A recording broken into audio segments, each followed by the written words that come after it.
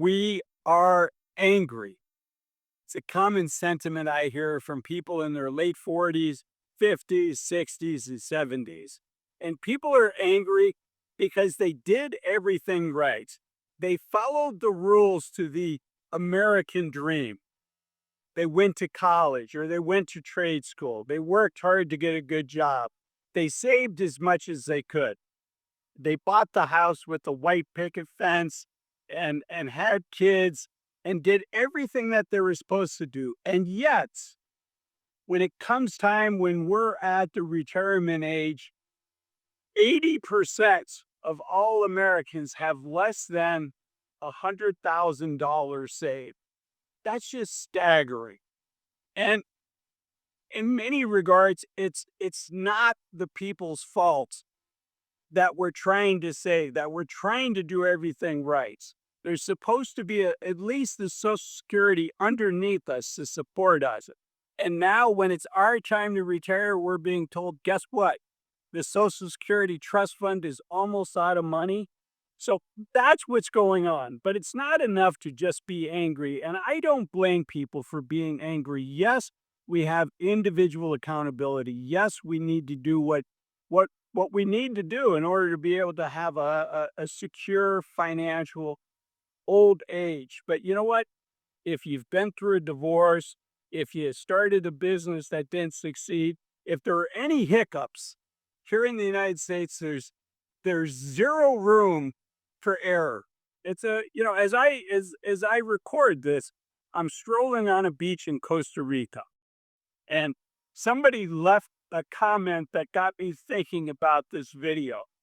And I thought, can I do this when I'm in Costa Rica? And so this is the Pura Vida version of We Are Angry. And I think it's important that I do this video because it's one thing to be angry. It's another thing to look at the situation and say, okay, what do I do given this situation, given the uncertainty of Social Security? And that's a huge one. Over half of all Americans rely on Social Security when it comes time to retire, rely on Social Security for half or more of their living expenses. So if the trust fund goes away and the existing tax revenues are just sufficient to cover 70 or 80% of the current benefits, that's a huge, huge problem. Now, I do think that there's going to be a solution to it, but you know what? I don't blame people for being angry. I mean, it's 10 years away, is what we're being told, when the trust fund runs out of money. Doesn't mean Social Security goes away when it runs out of money, but it does mean, where's the money going to come from? It's going to come just from the payroll tax base. And frankly, there's not enough young people in the system to keep it going at the benefit levels that we're at now. And that's just one aspect of if you did not buy a house, if you did not benefit from the appreciation that we've seen over the last 20, 30, 40 years, boy, you're in trouble because that has moved the needle for a lot of people and made an otherwise stark uh, retirement situation. It's been one of the bright spots, but not everybody is a homeowner. And if you are a homeowner, then the question becomes, are you really going to sell your house in retirement and rent someplace and put yourself up to the whims of whatever your landlord wants to raise their rents, depending on where you live, whether there's limits on that or not? So even though you might have had a nice run up and in paper you've made money, you've got home equity value, how are you going to access that? And yes, there are tools to do that, but they tend to be expensive. They tend to be less efficient, and it's super important. Buyer beware, when you're looking at how do you get equity out of your house when you're still living in the house.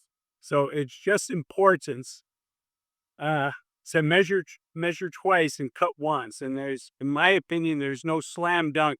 This is what you do if you're quote unquote house rich, but money poor, and you need money to, pay the utility bill, to pay the property tax, to pay the home insurance, to pay the maintenance on your property, to pay some living expenses. So Americans are angry.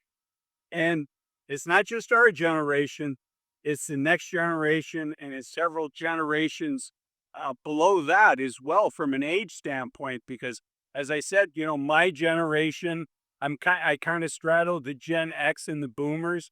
Both of us benefited from this increase, this appreciation in housing.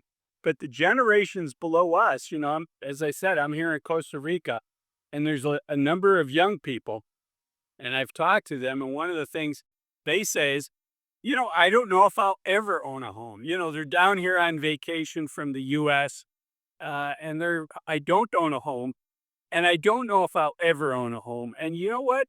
It's not unusual for me to meet people in their late 20s, early 30s that are still living with mom and dad.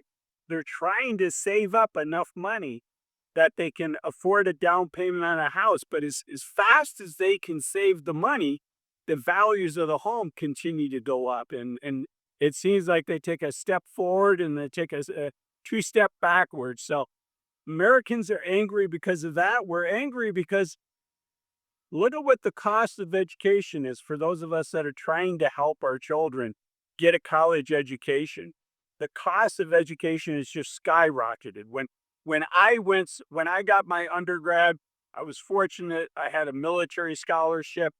Um, but most people, most of my friends, it was a state school.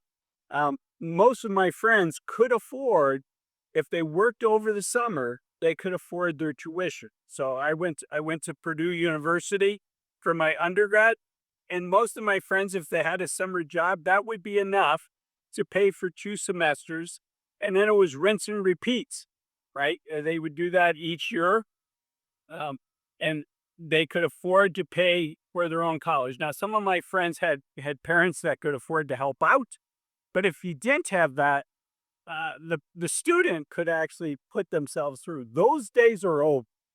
Those days are over. It's over for that. Healthcare costs have just gone through the roof. Unfortunately, our healthcare is tied into our jobs.